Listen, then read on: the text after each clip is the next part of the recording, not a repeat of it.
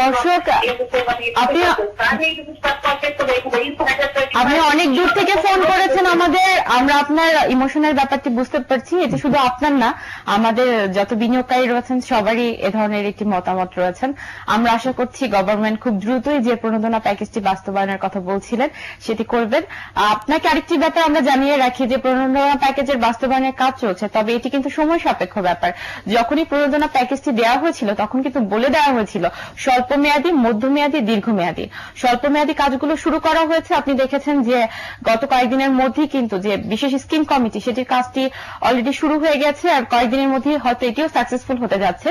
আর অন্য দিক দিয়ে যে সিদ্ধান্তগুলো নেওয়ার কথা ছিল সিদ্ধান্তগুলো সবাই কাজ করছে। যেহেতু একটি জায়গায় আমাদের সমস্যা হয়ে গেছে, সমাধানের পথটি আমাদের সবাইকে খুঁজতে হবে।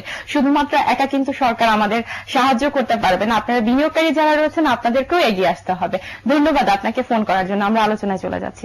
আচ্ছা, যে ব্যাপারটি উনি ওনার ইমোশন থেকে বলছিলেন, আমি আপনার কাছ থেকে শুনছিলাম যে এই ব্যাপারটি আমরা সাকসেসফুল হতে পারবো না যদি না সরকারের যে ব্রোয়িং এটি যদি কমানো না হয়। একজন অর্থনীতিবিদ হিসেবে আপনি এই ব্যাপারটিকে কিভাবে মূল্যায়ন করছেন? হ্যাঁ, সরকারের এবছরের যে সমস্যাটা সেটা গত বছরের শেষ দিক থেকে এটার উৎপত্তি।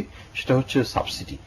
3-4টা খাতে সবচেয়ে বেশি হচ্ছে আমরা সবাই জানি। পেট্রোলিয়াম খাতে প্রায় 20,000 কোটি টাকার মতো, সেটা একটা খুবই অতিরিক্ত মাত্রায়।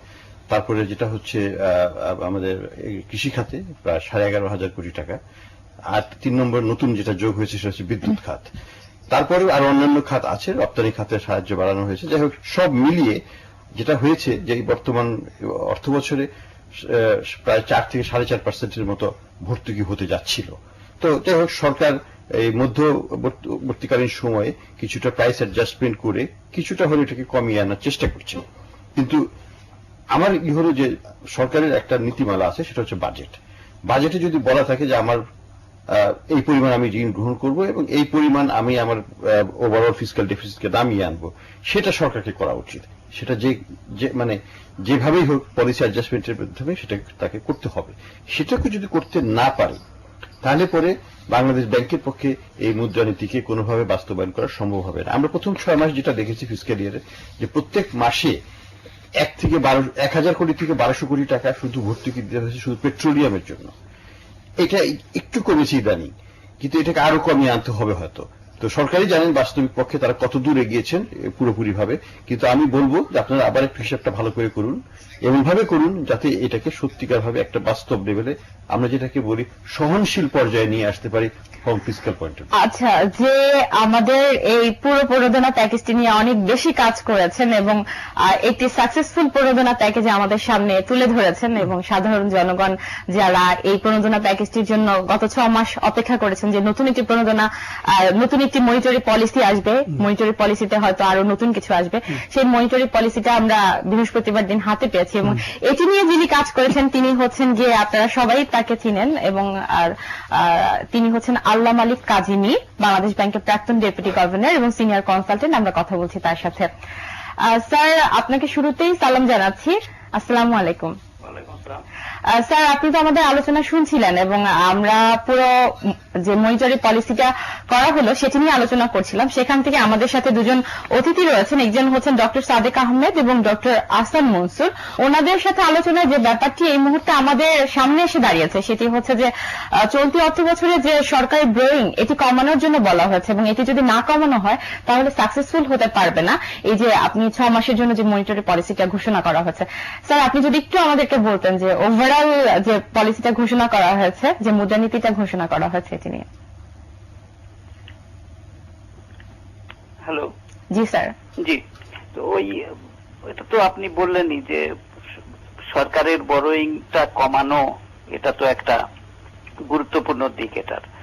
এখন এটা সত্যি যে সরকারকে আমরা বলতে পারি না যে তুমি আর নিও না, এবং সরকার বড় করতে থাকলে বাধা দেওয়ারও কোনো ইনস্ট্রুমেন্ট নাই। কিন্তু মনিটারি পলিসিতে ওই জন্যই আমরা জোর দিয়েছি যে আমরা সরকারের সাথে ঘনিষ্ঠ সমন্বয়ে এই কাজটা করব। সরকারের রাজস্ব নীতির সাথে ঘনিষ্ঠ সমন্বয়ে আমাদের মনিটারি পলিসি কাজ করে দুদিকেই ডিসিপ্লিন আনবে, সরকারের বরোয়িং এর ডিসিপ্লিন আনবে এবং আমাদের প্রাইভেট সেক্টরের বরোয়িং এও কিছুটা আরো যেটুকু সংযত হওয়া দরকার, যাতে এই এক্সেস ডিমান্ডটা পুরোপুরি মিট করে আমাদের ডলারের এগেনস্টে টাকাকে স্টেবিলাইজ করা যায়। আপাতত আমাদের ইমিডিয়েট গোল এইটা। স্যার, আরেকটি ব্যাপার জানতে চাইবো, যে ব্যাপারটি নিয়ে অনেক বেশি আগ্রহ ছিল, যারা বিনিয়োগকারী রয়েছেন তারা অনেক সময় বলেছিলেন যে এই যে শেয়ার বাজারকে অনুৎপাদনশীল খাত হয়তো বলা হতে পারে, কিন্তু যে ব্যাপারটি আমরা শুনতে পেরেছি বৃহস্পতিবার দিন আমাদের গভর্নর সাহেব নিজেই বলেছেন যে শেয়ার বাজার একটি উৎপাদনশীল খাত। তো শেয়ার বাজারকে যদি বাংলাদেশ ব্যাংক একটি উৎপাদনশীল খাত হিসেবে মন্তব্যই করেন, বর্তমান পরিস্থিতিতে এই উৎপাদনশীল খাতের অবস্থা কিন্তু একটি নাজুক অবস্থায় আছে এবং এই নাজুক পরিস্থিতি থেকে উত্তরণের জন্য কিন্তু দরকার প্রাতিষ্ঠানিক বিনিয়োগ। স্যার, এই ব্যাপার থেকে আমরা কিভাবে উত্তরণের কি কোনো উপায় আপনি আমাদেরকে বলবেন আজকের অনুষ্ঠানে? এখানটায় আমি বলবো যে শেয়ার বাজারের লেনদেন তো অ্যাকচুয়ালি ব্যাংকিং সিস্টেমের এক্সেস লিকুইডিটির উপর নির্ভর করে না। কেননা শেয়ার বাজারে আপনি যখন কিনছেন, আরেকজন বিক্রি করতেছে, একজনের ব্যাংক অ্যাকাউন্ট থেকে টাকা আরেকজনের ব্যাংক অ্যাকাউন্টে যাচ্ছে। এখানে তো বাজার লিকুইডিটির রোল খুব বেশি নয়। ওখানকার প্রাইসিং এর লেভেল কি আছে, ওখানকার এক্সপেকটেশন কি আছে, আর সেদিক থেকে দেখতে দেখা যায় যে গত 1 বছরে আগে যখন নাকি একটা হাইলি ওভারভ্যালুড অবস্থায় ছিল শেয়ার বাজার, এখন সেই অবস্থায় নেই। শেয়ার বাজার এখন রাইটলি ভ্যালুড এবং অনেক ক্ষেত্রে আন্ডার ভ্যালুড অবস্থাতেও আছে। এখন শেয়ার বাজার এই অবস্থায় নিজের ভারসাম্য খুব শিগগিরই ফিরে পাবে আমরা আশা করি, এবং ব্যাংকগুলো যেটুকু ইনভলভমেন্ট তাদের লিগ্যাল লিমিট আছে সেই লিমিটের ভিতরে ইনভলভমেন্টের জন্য যা বিজনেস ডিসিশন নিজেদের দরকার হয় সেই ডিসিশনটা তারা নেবে, সেটা নিতে তাদের কোনো বাধা নাই। এবং সেজন্যই এটা তাদের শেয়ার বাজারের পক্ষে বা বিপক্ষে কিছুই বলা আমাদের মনিটারি পলিসিতে দরকার পড়েনি। কিন্তু এখন শেয়ার বাজারের যে প্রাইস আর্নিং রেশিও বা মোটামুটি ভ্যালুয়েশন আছে মার্কেটের, আমরা তো মনে করি বাজারটা ওয়েল ব্যালেন্সড, ভালো ভ্যালুয়েশন আছে এবং শিগগিরই বিভিন্ন মার্কেট পার্টিসিপেন্ট যারা আছেন এনাদের আস্থা ফিরে আসবে। আর ওই যারা নাকি ধার করে কিনেছিল সেই কারণে তাদের কিছু জটিলতা যেগুলো আছে সেগুলো প্রাইস আস্তে আস্তে উপর দিকে ওঠার সাথে সাথে ওই হার্ডশিপ গুলো ইজ হয়ে আসবে।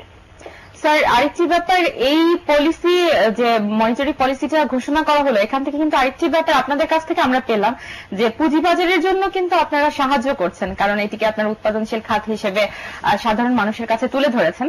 স্যার, আপনাকে অসংখ্য ধন্যবাদ আমাদেরকে সময় দেওয়ার জন্য। Thank you very much. আপনারা শুনছিলেন, ওনার কথা শুনছিলেন, যে ব্যাপারটি অনেক বেশি উল্লেখযোগ্য। উনি বলছিলেন যে সরকার যদি নিজেই ঋণ নেওয়া বন্ধ না করে তাহলে শুধুমাত্র মানে বাংলাদেশ ব্যাংকের পক্ষ থেকে কিভাবে এই মনিটারি পলিসি সাকসেসফুল করা সম্ভব। আপনি ওনার কথাটাকে কিভাবে মূল্যায়ন করছেন? আমি ফিসক্যাল পলিসির ব্যাপারটা হচ্ছে যে এখানে আমাদের আরো অনেক বেশি চেষ্টা করতে হবে। কারণ হচ্ছে আমি সাধারণ একটা এক্সাম্পল দেই, আমাদের ট্যাক্সে যদিও আমরা উন্নতি করেছি কিছুটা, তবুও এখন ধরেন যে এখন ট্যাক্সের যে কালেকশন হচ্ছে 10.5 থেকে 11 বিলিয়ন ডলারের মতন।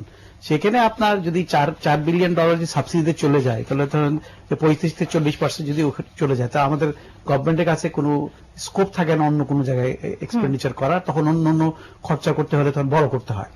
বড় করারও তো উপায় আছে, একটা হচ্ছে বিদেশ থেকে আমরা পয়সা আনতে পারি, আমরা ফরেন এইড আনতে পারি।